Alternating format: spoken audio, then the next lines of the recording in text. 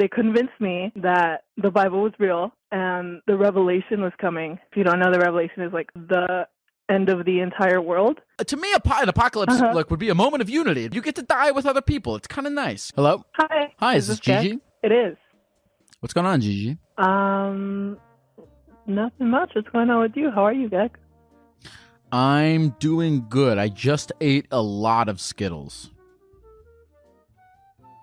You know, I just ate a lot, period. So it's doing pretty well in life, I think. Gigi, how can I get you today? Is there anything in particular you called in to talk about? Yeah, I mean, this is something I haven't really told anyone before because it's kind of like silly.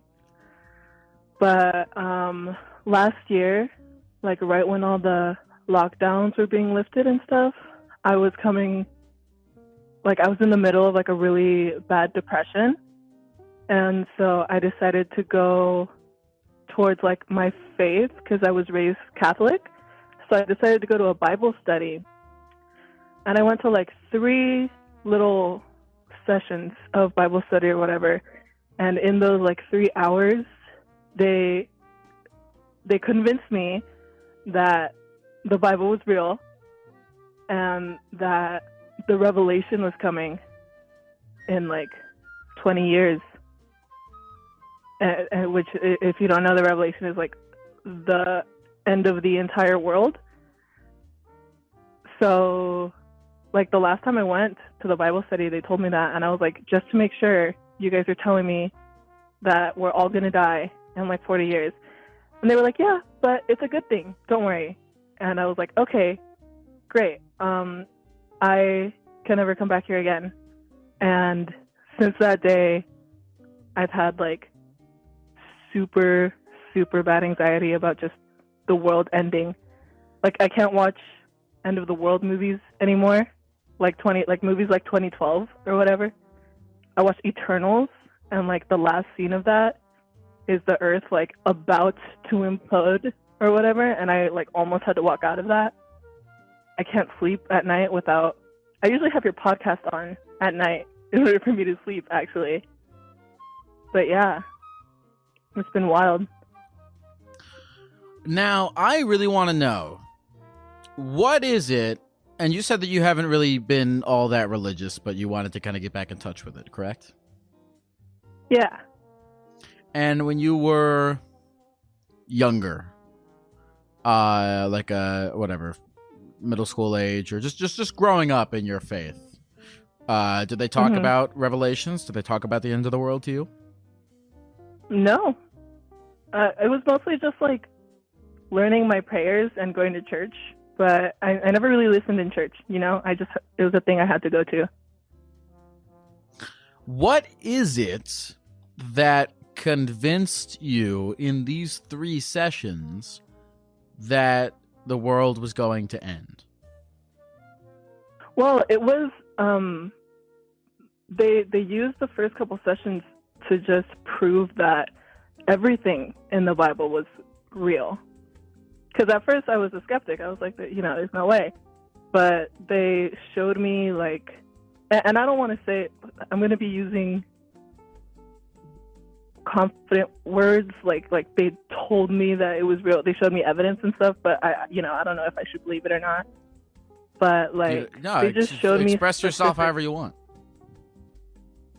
Yeah, they just showed me, like, specific lines and stuff in the Bible, and then, like, outside resources that proved that line was correct. And then they showed me like quite a few things that people at the time shouldn't have known that managed to get in the Bible. So that was like evidence enough for me to be like, oh shit, like they know this when they shouldn't have, and it's written in the Bible, so like it probably is correct. Can I hear like one example of something that was in the Bible that they showed you an outside resource of that turned out that convinced you that thing was true?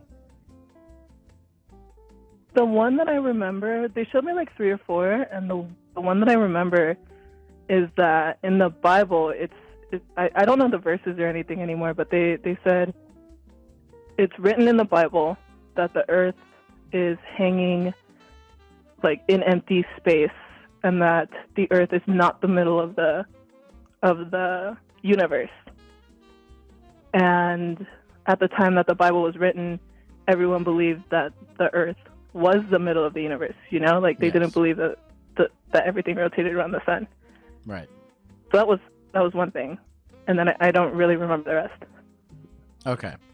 All right, so they're showing you evidence that things in the Bible are correct, and it's causing you to believe that the world will end. So, all right, according to Revelations, when's the world supposed to end? They don't have an exact timeline. They just said within my lifetime. And I'm like 21 right now. Really? Within your lifetime, the world is going to end. Mm-hmm. Okay, first of all, can I... Oh, no, go ahead. I want to hear what you have to say. Another thing that they mentioned was in the Bible, it's written about a female god that was coming That's progressive. When the revelation is about to come, there will be a female god like revealed to the world. And interesting. There are hints and clues of her in the Bible, but people won't really put it together until the revelation is happening. And so apparently more and more people are learning about her.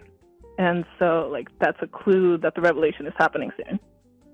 So like if Beyonce does the Super Bowl halftime show and she absolutely kills it, that means we're all going to die. Yeah, she's God. All right, I want to say this. Okay, here's how and this is, first of all, this is something I've always thought, which is that if I'm going to die, and it's not even if, I'm going to die. I'm going to die, you're going to die, everyone listening to this is going to die.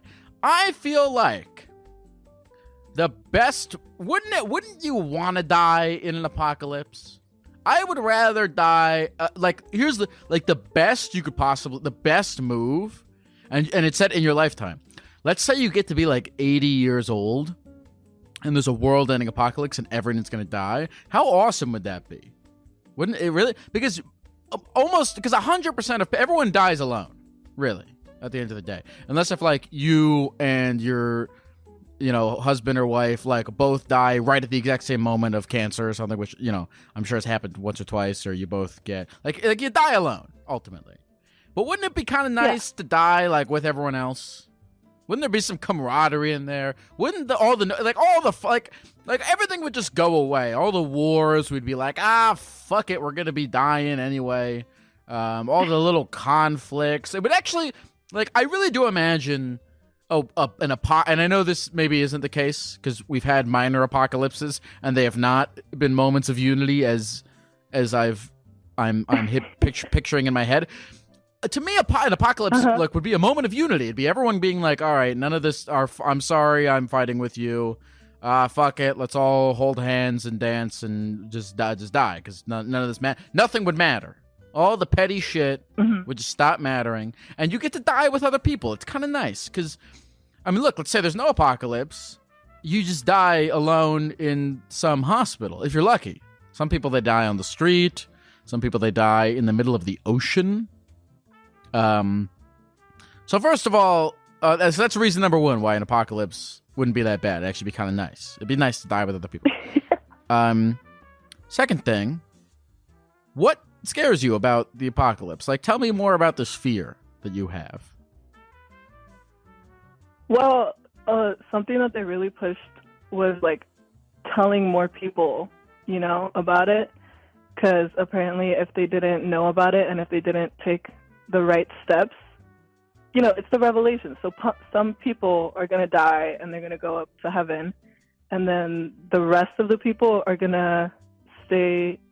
So earth is going to become like hell on earth, and people are going to stay there, and it's going to be hell. Yeah. So what really made me nervous was that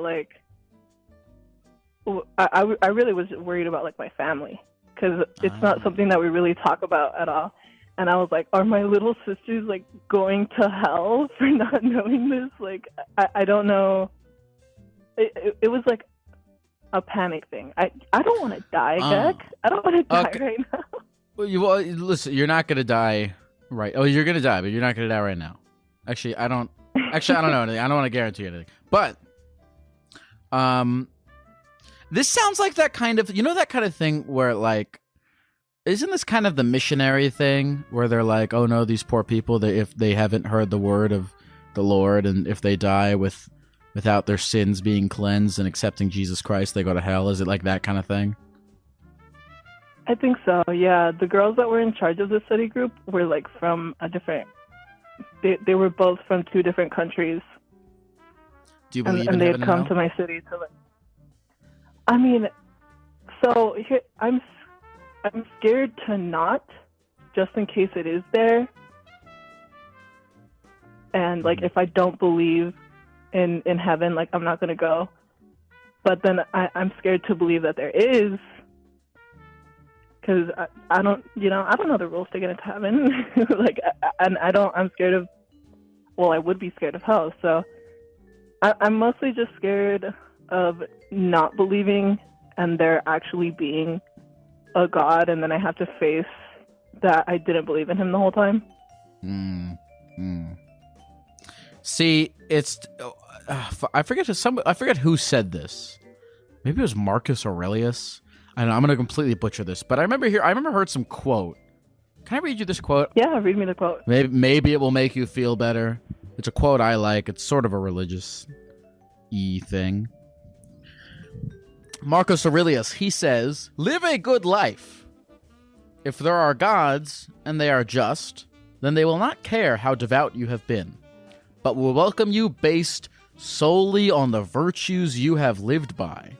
If there are gods, but unjust, then you should not want to worship them anyway. If there are no gods, then you will be gone, but will have lived a noble life that will live on in the memories of your loved ones." What he's saying is, basically, just go out and try the best you can to be, just try the best you can in life to be good, to do whatever it is you're doing.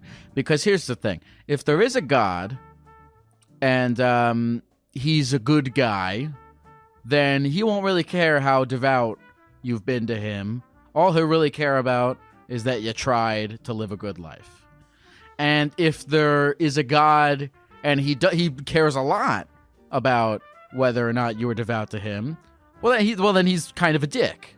Because why does he care so much that you're obsessed with him?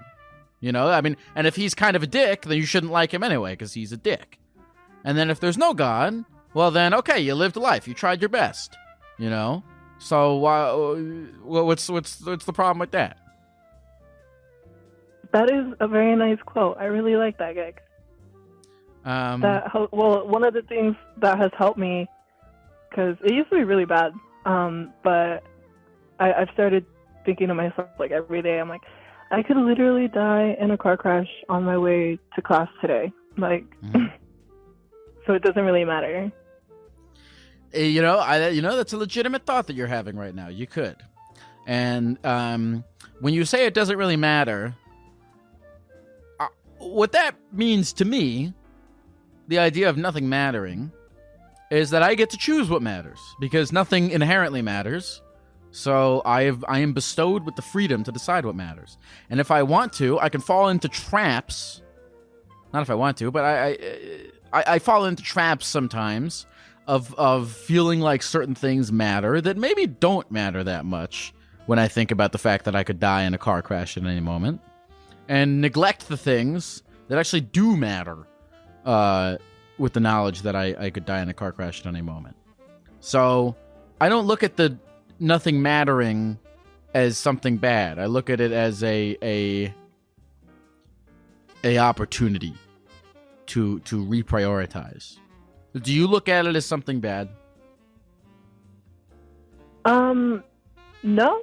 I just look at it as in, like, fuck it. I come from a very strict household, so recently I've like been having a lot of freedom, and I've been allowed basically to just be like, fuck it with a lot of things, and I've done stuff that I like never thought I would do before, so it's pretty cool. That's awesome. I want to get back to your central issue before we move on, because there's a lot here. So you said that. How long ago did you go to this Bible thing? I think like last January, like January 2020. January 2020. Okay, so this has been giving you anxiety for a long time, for like over 2 years. Yeah. Wow. Okay.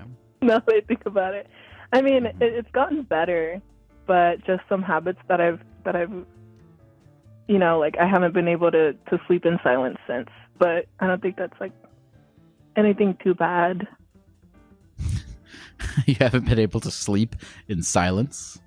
Oh, like you mean you put something on? Yeah, I just put something on in the background. Okay. Well, I'm honored to sometimes be the thing preventing you from thinking about your own death. Except this call. Thank you, Gecko. This call could be like there could be somebody like you who puts on this podcast to sleep at night and not think about their own death, and this call is now ruining that for them. But maybe it needs to be ruined. Maybe it needs to be ruined. Just think about it. You could die like in your sleep, so it's fine. Gigi, I'll let Marcus Aurelius. I'm such a douchebag. I'll let Marcus Aurelius speak for me. I'm such a douchebag. I'll let Marcus Aurelius speak for me. And I'll say to just do your best to live a good life, and God won't really care. And if he does, then fuck him. Thank you, Gecko. That helped a lot. Have a good night, Gigi. Is there anything else you want to... Of course, I appreciate you sleeping to my voice. That sounded creepy. Is there anything else you want to say to the people of the computer before we go? You were my #1 podcast in my Spotify Wrapped. I saw the Spotify. Yeah, I've been getting a lot of Spotify Wrapped love lately. I don't know when this call is going to go on the podcast, but whoever you are, if you are listening on the Spotify, I appreciate, or if wherever you're listening, I appreciate you. All right, well, thank you, Gecko. Have a good night. You too. Gigi, I said you too really weirdly just now. Gigi forever. Hello? Hello? Hi. Hi. This Lyle? Yes, this Francis? Yes, this is Francis. What's going on with you, Francis? Well, I mean, if I was just to get right into it, I just had some stuff to get off my chest because I can't really talk about this stuff with any of my friends or family or anybody really. And I've been struggling with kind of like a do I or don't I kind of thing recently. Okay, what's going on? Basically, I have like a crush on my girlfriend's mom. And I don't know, should I just get into it or? Oh yeah, please get into it. Okay. Well, so there'll be times where, I'll go drinking over at my girlfriend's mom's house. Has a big backyard. Sorry, I'm at work. I'll get into it and we'll start drinking, and then everyone else passes out. And then, so when the whole family is sleeping, it's like a smaller family, then it's just me and her. And I feel like we built a pretty emotional connection. And the physical one, basically, so I'll start partying with her, and we'll drink 2 bottles of hard liquor together. And sometimes we start smoking weed or whatever. And she's had a lot of really emotional conversations to me where she's crying, or I even cry about talking about some stuff. And then after that, the very first time this happened, we were hanging out, everyone was sleeping, and then all of a sudden it started getting this tension in the air, And it got to the point where she was like, "Oh, come with me to the bedroom, like help me on the bed because she has knee problems. And this is the first time, so I wasn't really sure what to expect, but I was getting my hopes up, I'm not gonna lie. So get her in the bed, and then she's like, "Here, lay down with me." I'm like, "Okay." So I lay there. I feel like when you bring a girl over for the first time, it's just sitting awkwardly on the bed or whatever. And then so then she was like, "Oh, hold my hand." I was like, "All right." And then like I could feel all this stuff, and then she starts to roll over. And I'm like, "Oh shit!" But then at that exact moment, I kind of freak out, and like I was just in the bed, and then my girl walked in. Like, she just woke up, and she was like, "Yo, like, what's going on in here?" I was like, "Oh, I was just helping her up." She was like, "Well, why are you in the bed?" I was like, "Because it's comfy." She's like, "Yeah, that bed is comfy." All right, well, I'm ready to go home. So we ended up going home. And this probably happened about 2 or 3 times. And then, the very last time, like, another time, like, I was getting the bomb for her, which she hides. And when she kind of did this thing where, like, she leaned over and, like, stuck her, like, butt out. She's in just nothing but a nightgown. And I kind of, like, I'm like, I don't know, because there's so much, like, tension. Like, I kind of, like start to feel her, like, hips and stuff. And she lets out, like, and Wait, you start the mom was sticking her butt out, and you started to like touch her. Yeah, I did. Yeah, and it's not like the first time. Like I've been like, it's always like kind of like just teasing. It's not like you're actually gonna do anything. So, like, I just like I was kind of like move because it was a small closet space. So I was like trying to like get her to like kind of like, you know, when you hold someone so you can get around them, kind of. So I guess I played it off like that. So it was like that. It was you were like when you grab someone's hip to like move them. You were, that was a guise for just touching her. I guess, yeah. But I think she knew what she was doing too. And then when I grabbed the hips to move, she kind of like, I don't know, let out like a little noise-ish, kind of like a Okay. And then like, okay. But I never. The thing is, this is the problem. Is like I love my girlfriend, and I just I wouldn't do anything. Like I didn't want to do anything with it. But then part of me really wants to. So it's like, do I really love my girlfriend if like I'm having these kind of feelings for, you know, her mom? And like if this was to happen, then, you know, she's gonna hate her mom. Then her mom like loves her daughters. She would never like. She wouldn't be able to have a good relationship with them, and that would like kill her on the inside because I know her pretty well, and I don't want to like break up a family. And this isn't my first time like doing something like this to where I break a family up over something stupid or like you've done, you know, you've done this before. Well, not exactly the same thing, but so I was dating this girl, and her brother had a girlfriend, and I cheated on the girlfriend at the time with her brother's girlfriend.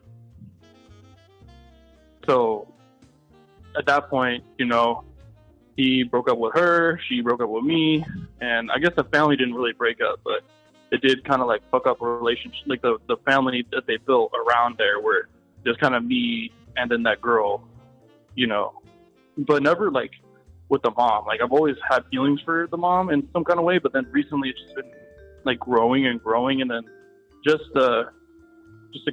last week, we drank like 2 bottles of alcohol, and we started talking, and then I think it was a little blurry that like I actually like not on the lips, but like I kissed her, but I don't know where. But man, I just like, do I stop when my girl falls asleep and the family falls asleep? Should I just like go home? Because that's the moment. Like her mom will never like really drink. But the moment everyone's asleep, she'll be like, "Hey, let's take some shots." So like, okay.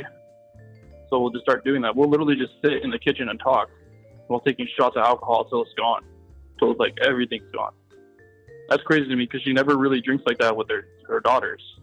It's only me. And then like her daughters are like make a joke, "Oh, it's your drinking buddy." And at one point, she even told her daughter like, "Well, I think you're getting jealous." And then she thought that was funny, you know. So that your girlfriend's mom told your girlfriend that your girlfriend's getting jealous of her. Yeah, about our relationship, and she thought that was funny. And Francis. I just don't know what I'm doing. Yeah. Francis. Okay. Let's start here. All right. So you say you love your girlfriend. Yeah, very much. Okay. How long you guys been together? About 10 years. You guys been together for 10 years. Okay. Yeah, we're not married, but. Well, wait a minute. So you guys have been together for 10 years, and I assume you have known her mom for a very long time. I have, but it's just recently that these, I guess it's kind of always been there, but recently why it's getting is to the this point such where a recent? like, do or don't. Why do you think this has happened recently? Well, because it's just been building up over time. It's not like I see them all the time, but then recently it's like it kind of has this buildup of like, do or don't, you know, like I feel like I always thought that there was something there, but now I know for sure there is something there. So I think because we both know now, it's like it's out in the open, at least for us. So it's kind of like, you know, yeah. So Francis, here's a couple things. I think you being attracted to your girlfriend's mom, you having feelings for your girlfriend's mom, feelings and attractions, I think are things that you don't control, right? So, you know, you don't have to, you know, hate yourself for feeling attracted to her or feeling feelings for her. But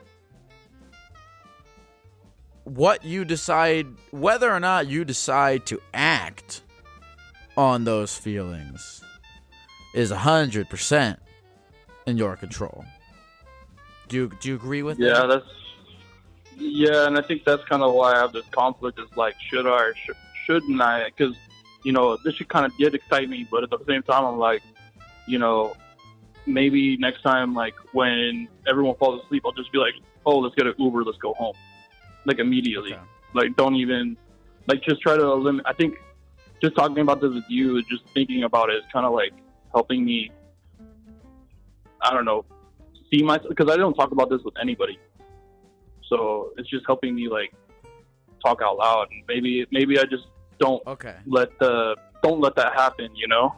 Okay, what are you thinking about as when you're talking about this out loud, and you say you're thinking about it differently now? What are you thinking about as you're talking about this out loud?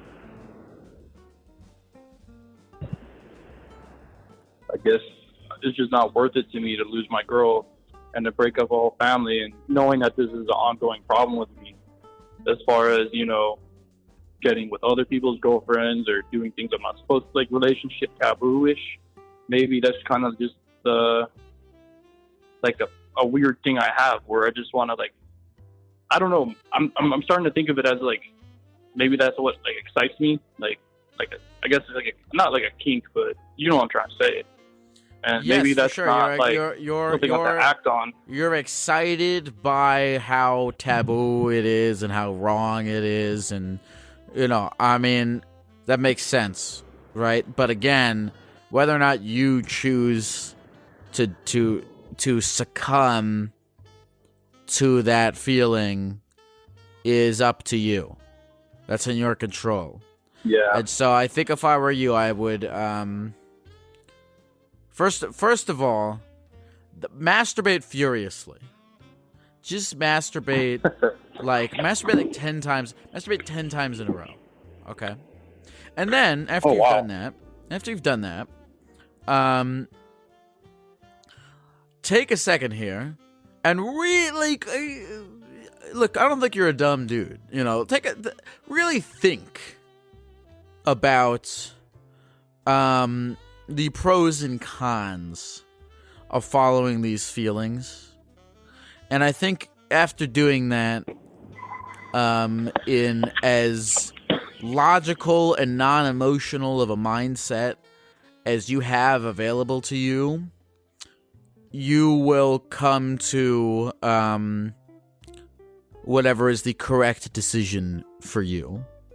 Does that make sense? Yeah. Yeah, masturbation part's kind of extreme, but as far as trying to take the emotion out of it, I can get that, you know.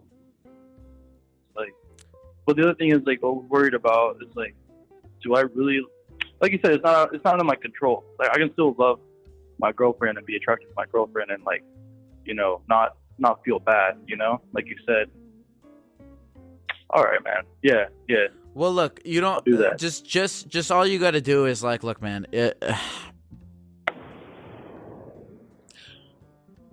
Just don't act. Like, yes, I did mean what I said when I was like, you shouldn't feel ashamed of feelings or attractions. But again, it's about what you decided to do with them moving forward. Yeah. And we both, dude. I try to remain neutral in situations, but we both know you can't be fucking your girlfriend's mom. I don't have to say that. Oh yeah. Part of me is like, if I was to like break up with my girl and try to go after her mom, but still that would break the family up, and it would. Can I tell you something? Yeah. I think you would feel really stupid if you did that. I think if you broke up with your girlfriend to try to have sex with her mom, I think you would. I'm telling you this. I just wouldn't work. I just think you would feel really stupid. I think you would feel so stupid. No, yeah, you're right. I try not to tell you what to do, but you would feel really stupid if you did that. Yeah, you're right. Yeah, so I'm just gonna not do it. But I don't even want to like have because if I start drinking and I let alcohol kind of make the decisions for me, quote unquote, or my judgment gets impaired, then one of the things when you say alcohol make the decisions for you, and like whatever, I'm not a heavy drinker or anything, but I always hate when people are like, oh, I did it because I was high or because I was drunk. It's like, you're still you know. Yeah, that's true. But anyway, but part of me is like, if it kind of gets rid of that, I don't give a fuck, like, kind of makes me do that, you know. But yeah, I gotta you know, you're right. I mean, look, this is a 10-year relationship. I just don't think I'm gonna drink that. Well, here's the thing, man, is if and this is the thing about relationships in general, is if you're making a commitment to someone,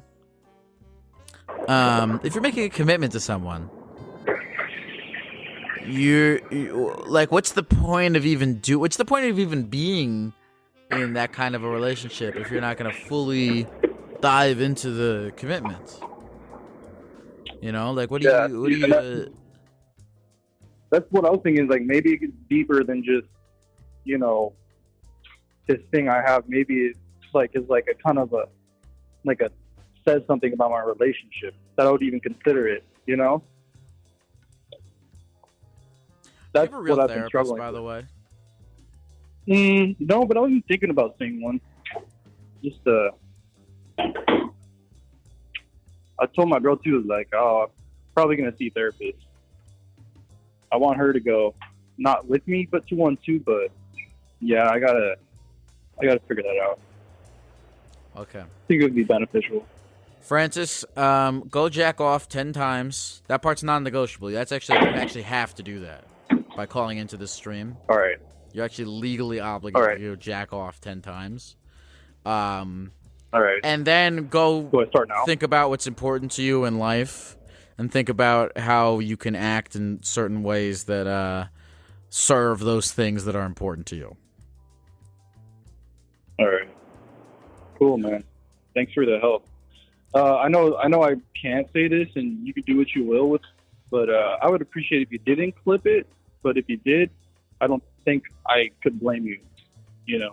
So I appreciate the. Like, clip it and put it on TikTok? Look, yeah, but I mean, you know, this is your stream, so do it with that as you please, but I'm just gonna put that out there. Anyways, man, I appreciate the help. I won't clip it and put it on TikTok. Oh, dude, you're a real one, bro. Thank you. Of course. All right, man. Is man. there anything else you want to say to the people at the computer before we go, Francis? Get therapy, masturbate, and Lyle forever. I like all those things. Thanks, Francis. Thank you, Lyle. Bye. I am not putting. I won't make a clip and put it on TikTok, but this is totally going in the podcast.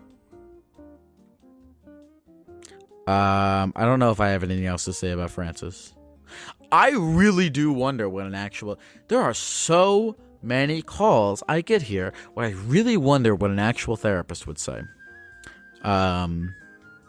If you're a real therapist out there and you have a comment, you have thoughts about that whole. I like that as a subject. The whole thing of you can't control your attractions and your feelings, but you can control your actions. I wonder, like, what actual philosophers and therapists have to say about that shit. But I hope that Francis makes, an informed decision about how to maneuver this situation. And the best way to make informed decisions is to jack off 10 times. Hello? Hello? Is this Lewis? Yes, this is me. What's going on, Lewis? I'm super fucking nervous because this is my first time, watching your stream. And I just decided maybe I should call in. And yeah, now I'm on the phone. This is the first time ever watching the stream? Have you, listened to anything else? Or is this your first encounter with, No, I don't know, 3 weeks ago, I discovered I think it was from Insta or YouTube Shorts. And then I discovered your channel, and then I discovered your stream, and yeah. So, Lewis, it says you're calling us from Germany. Yes. What is going on over there? It's in the middle of the night. It's let me see, wait. I think it's 4 a.m. Yeah, almost. Wow. What are you doing up so late? I'm extremely sleep deprived, and I go to university regularly. But today I didn't sleep, and now I wanted to go to bed early. But then I saw you had a stream today, and yeah, so I stayed up a little bit longer. Well, thanks / I'm sorry for staying up so late to catch this. It's absolutely my fault. So yeah. What city in Germany are you in? I don't know. You won't know it probably because it's a little city. It's called Rostock in the northern of Germany. Rostock. Yes. Okay. Exactly. I went to Berlin 4 years ago. I'm going back next year. I liked it a lot. I ate a lot of currywurst and looked at stuff. Okay, it was great. It was great. Currywurst is the best. It's really good. Lewis, what is there anything in particular that you called in to talk about? If not, it's cool. We can keep talking about currywurst. Yeah, I don't know. I just wanted to call in, and I have a lot of stuff I can talk about. I just didn't have something specific, so I just said to the phone manager porn addiction maybe, but we can talk about everything if you want to. What would you in this moment? What would you most like to talk about? Yeah, I'm like I said, I'm really sleep deprived right now. I can't really properly think, so I'm open for everything. Do you usually stay up this late?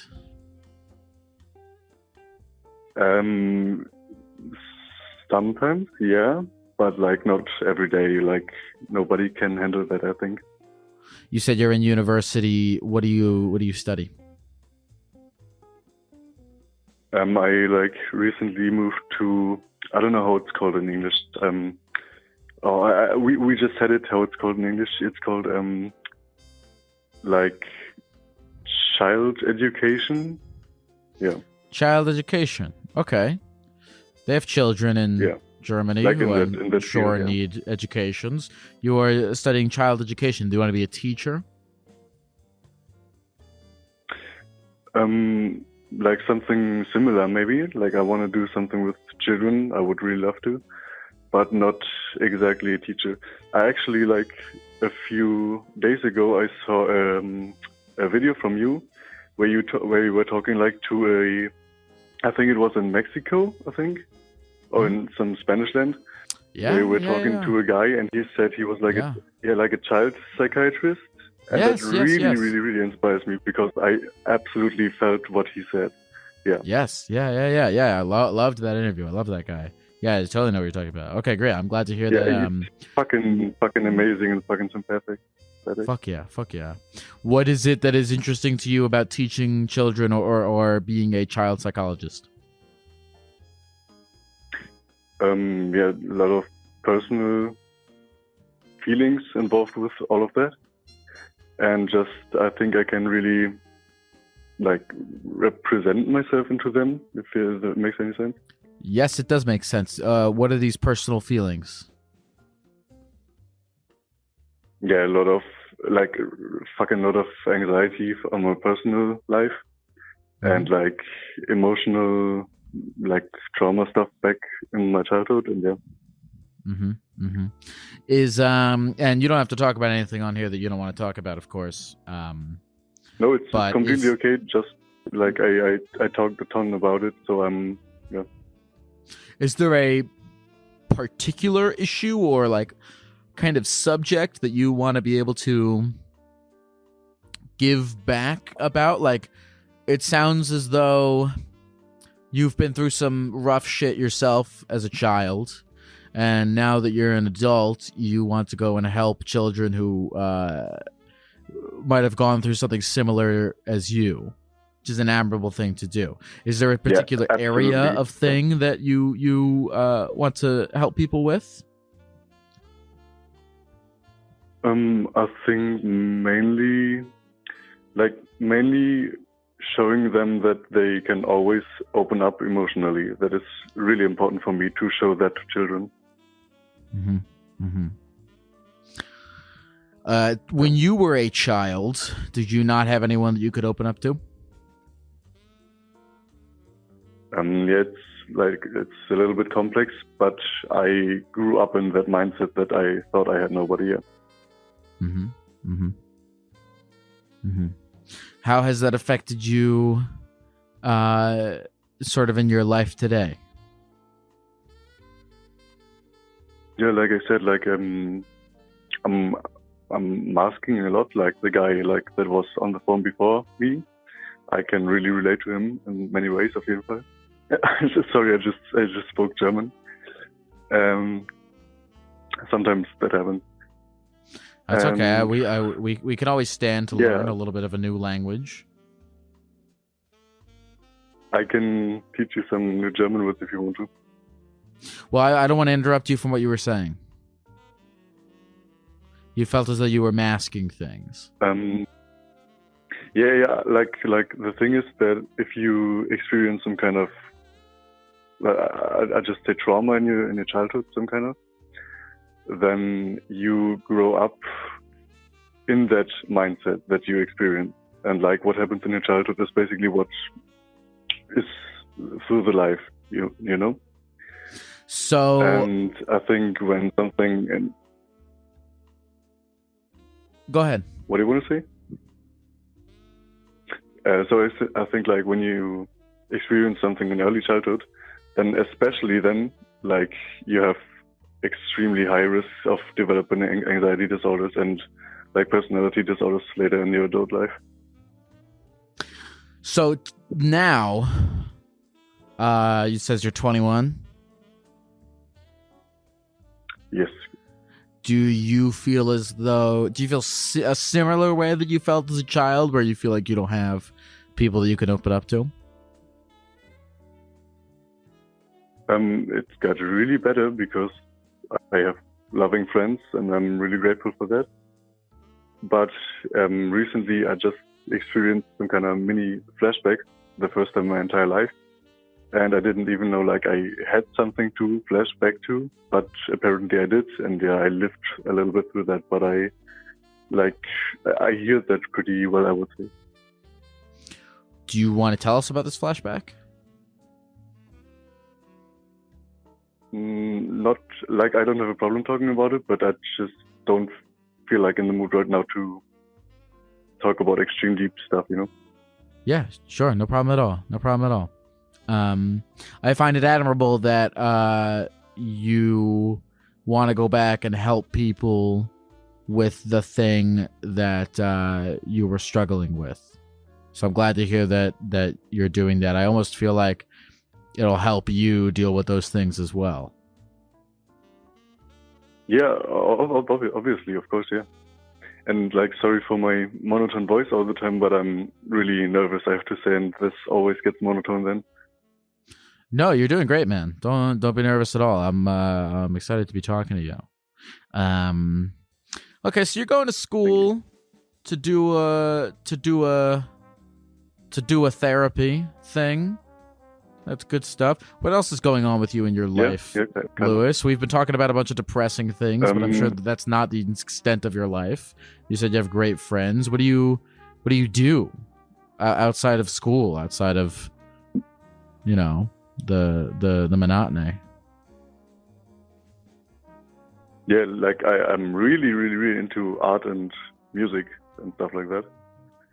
So that's why I related with the Mexican guy extremely, because I think he said something similar, if I remember correctly, that he was like a creative guy, but he works in this like helping children psychology job.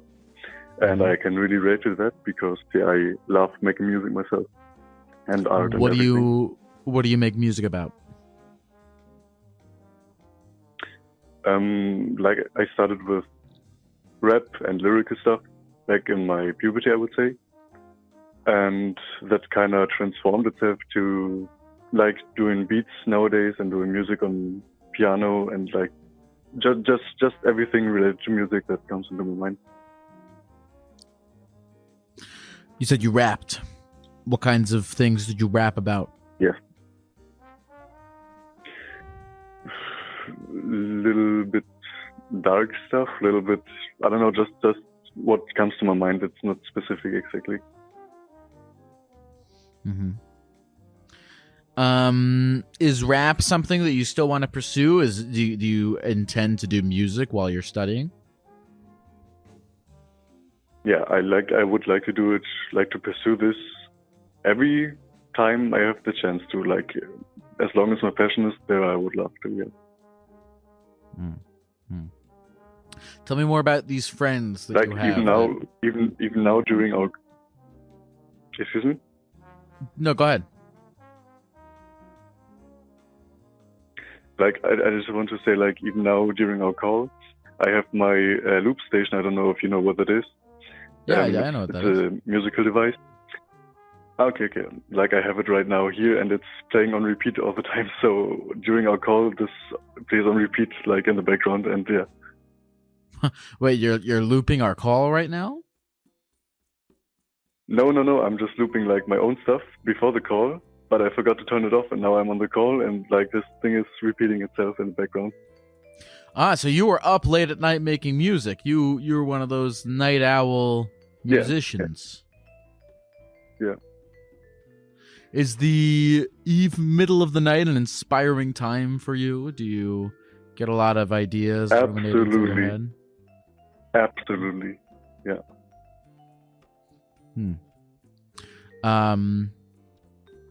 What's the last, like, epiphany type idea that came to you in the middle of the night?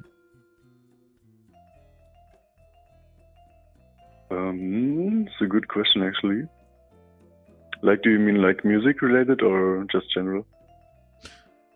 Just general. I don't know. Like, I love to think, I love to do philosophy and everything, but I can't, like, exactly remember what the last breakthrough thought was at midnight. Do you have a personal philosophy? Yes. Like, it's really tied in with psychology in my case. Like, I just think everybody should be, I don't know, it's hard to explain. Like I said, I can't really concentrate right now because it's in the middle of the night and 5 a.m. Yeah, it's complex to explain. I think just everybody should grow up healthy and should grow up in emotional and thought freedom. Well, I like that. I like that you're doing something that contributes to your personal philosophy. A lot of people have personal philosophies, and they just have them. It's just, this is my personal philosophy. This is what I believe. But you're really going and being like, this is my personal philosophy, and I'm about to go dedicate my life, my vocation, to its fulfillment. You know, I think that says a lot. Yes, actually, like now that I think about it, I can say that my philosophy is like follow your passion. I think that's extremely important, and I think that everybody, like really everybody, no exception, has this kind of passion inside of them, and I think most of them maybe don't even know it or haven't discovered it. But I absolutely think everybody has really great passion and fire inside and can unleash it in some sort of way. I wanted to ask you this, Lewis. Tell me about your friends, because you mentioned earlier that you felt for a long time you had nobody that you could open up to about things, and now you say you're lucky enough to have really good friends. Tell me about these friends. Yes. Yeah, so like I have my best friend. He's called Noel, and we are like extremely close. We are like brothers, and like everybody, like people who don't even know us say like, yo, you look like brothers or you act like brothers. And so it's really intimate and close friendship, yeah. That's great. Have you known him for a long time? Yeah, I know him since I think 7 years now. Mm-hmm. And is it just you guys, or is there a whole group? No, there is like a whole group, obviously, but we kind of split a little bit in the last month or the last year because like everybody is growing up and getting adult and kind of separating and, you know, yeah. But we stayed together, we two. Has that been a tough thing, everybody separating and going in their different ways? Yes, like for me especially because I can't really handle like abandonment really well and loneliness. Mm-hmm. And I love to have things that stay and not change. Like, especially for me, it's a real challenge for new things. And yeah, that's why like I think that my old friendships last and persist really strong and good, but I'm not really good in spontaneously like new making friends right now. Do you did you say that you are in school right now, or you're planning to go to school? Yeah, I'm in university right now. Like not right now at the moment, but you know. Do you are you able to make friends in your classes or in after school activities or anything like that? Yeah, a little bit like kind of. Yeah.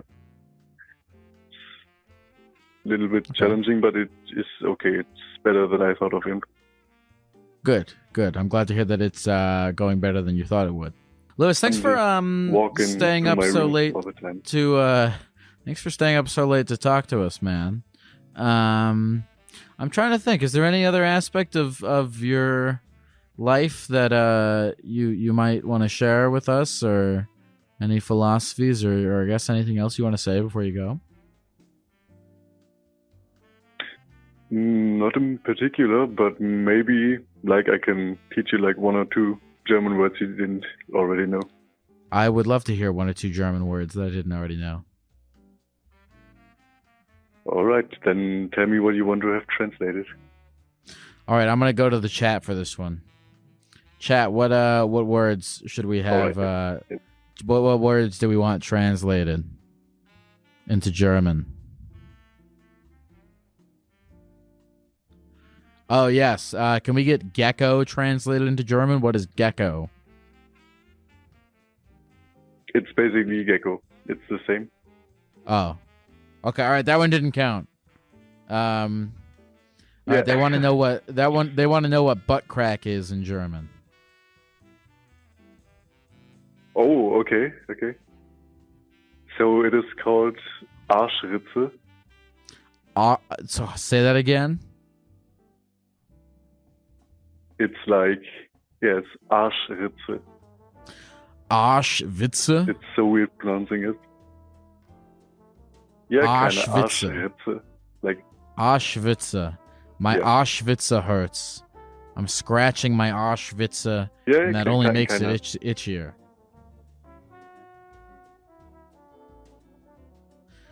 They want to know what, how do you say, how do you say passion in German? It's called, like, we have a word for it. We can also use like passion because it's called Passion, but there is like another word and it's called Leidenschaft, and that's basically the same. Say that word again. Leidenschaft.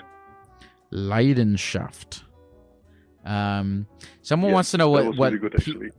Someone wants to know what penis is, and Leidenschaft sounds like what penis is in German. Oh yeah, you're right. Actually, a little bit. Like penis is basically penis. It's almost the same. Penis in German is just penis. I am finding out by talking to you that I actually know a lot more German than I thought. Yeah, like English and German are really similar. Well, thank you for teaching us those words, Lewis. Is there anything else you want to say to the people of the computer before we go? Not in particular, no. Nothing I can think of. Just thank you. Yeah, thank you very much, man. And fucking get some sleep, brother. Yeah, thank you. I will. Take care, Lewis. Bye.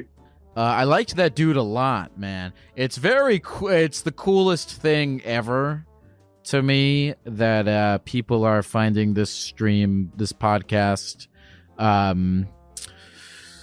in other countries, and that maybe this, you know what my persistent thought was during that call and during a lot of anytime we get international calls is like, it's very interesting to me that there are just these, I don't know if this sounds cliche, but I'm going to say it's very interesting to me that there are like these common human issues that persist all over the world, right? Like, you know, Lewis was talking about having trouble making friends and putting himself out there, and, you know, having this great group of friends that, you know, eventually grew apart. And I don't know, it's interesting to see that be a universal experience. You know, it's good to see that staying up until 5 a.m. is a universal experience, because that kind of makes me feel better about the fact that I did that last night and we'll be doing it again tomorrow. Thank you for calling and sharing, Lewis. I'm coming to Berlin. I'm doing a live show in Berlin at some point. So I'll report there live.